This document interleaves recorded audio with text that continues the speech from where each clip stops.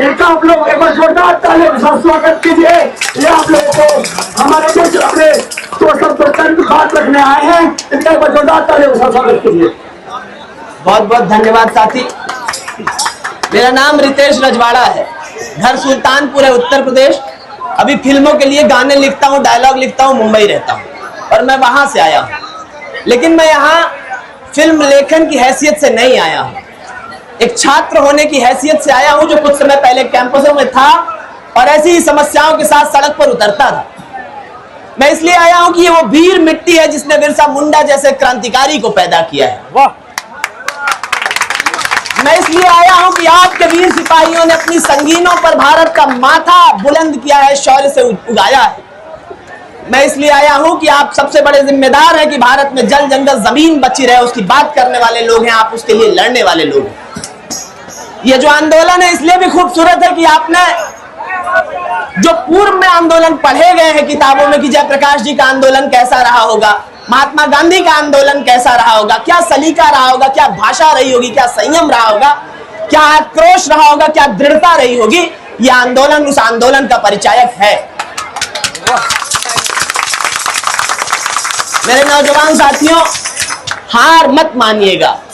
जितनी बार ये बारिश आए महसूस करिएगा कि ईश्वर आपकी चुनौतियों को, दी हुई चुनौतियों को आजमा रहा है, आपकी वीरता को आजमा रहा है, आपके धैर्य को आजमा रहा है। मत भूलिएगा कि आपके एक बेटे को अपना बल याद आ गया तो उसने अंग्रेजी सत्ता को यहां से उखाड़ फेंका और तीर धनुष के बूते पर उखाड़ फेंका। मत भूलिएगा कि आपके एक सिपाही को 1971 में अपना बल याद आ गया तो दुश्मन फौज को सरहद के उस पार खदेड़ दिया और झारखंड का नाम, बिहार का नाम, उस समय बिहार का नाम पूरी दुनिया के शौर्य पर लिख दिया। मत भूलिएगा कि आप उस हिंदुस्तान के पैदाइश है जिसके 23 साल के भगत सिंह ने हंसते हंसते फांसी का फंदा चूमा था। मत भूलिएगा कि आप उस हिंदुस्तान की पैदाइश है जिसके चंद्रशेखर आजाद ने आखिरी गोली तक संघर्ष करते हुए अपने आप को शहादत दे दी लेकिन सर नहीं झुकाया। और जब पुलिस की लाठियां दिखे तो एक शेर मैं हमेशा कहता हूं शुरू से कि जाकर कह दो बदजुबान और बेकाबू कप्तानों से, चौकी चौकी जाकर कह दो थानों से, हम डरते नहीं हथकड़ियों से, लाठी से, उनकी गोली से, हम हैं आगे बढ़ने वाले इनकलाब की बोली से। ये हिंदुस्तान, मैंने पहले भी कहा कि मैं इसलिए आया हूं कि मैं इस पीड़ा को महसूस कर पा रहा हूं। मेरे नौजवान साथियों, मेरे लिए सौभाग्य होगा अगर मैं आपके सीने पर पड़ने वाली लाठियों में 4 लाठियां अपनी देह पर लेकर आपकी पीड़ा कम कर सकूं। मेरे लिए सौभाग्य होगा कि मैं इस बारिश में आपके हिस्से का कुछ पानी अपने देह पर ले सकूं। मेरे लिए सौभाग्य होगा कि मैं आपके सीने में जलती हुई ज्वाला में कुछ अपनी भी आहुति डाल सकूं, इसे बड़ा कर सकूं। कितना दुर्भाग्य है, पता नहीं आप लोगों को पता है कि नहीं पता है, हमारे यहाँ अगर पेट्रोलियम लीक होने में, पेट्रोलियम की चोरी करने में, उसके पाइप से फ्यूल चोरी करने के लिए कोई पकड़ा जाता है तो उसे मृत्युदंड की सजा है। ये माना जाता है कि फ्यूल चोरी करने में आग लग सकती है और जनहानि हो सकती है और लोग मर सकते हैं, इसलिए उसमें मृत्युदंड का प्रावधान है। लेकिन जिस पेपर लीक में हर साल 10-20 छात्र नौजवान सुसाइड कर लेता है, अपने आप को फांसी के फंदे पर टांग लेता है, उसके लिए 10 साल की सजा और 1 करोड़ रुपए का मुआवजा है। आप सोचिए कितने शर्म की बात है।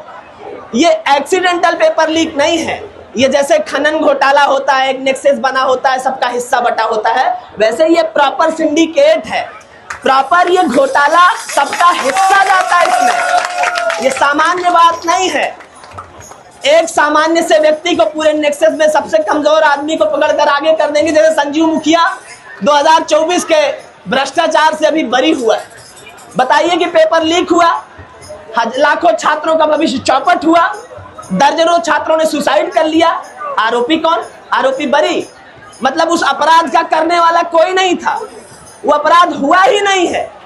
एक सामान्य, कितना आसान फॉर्मूला है, एक सामान्य से लड़के को उठाकर आरोपी बना दीजिए, बड़े लोगों के पीठ बच गई, लोगों का गुस्सा शांत हो गया, 4 साल बाद उसे बरी कर देंगे।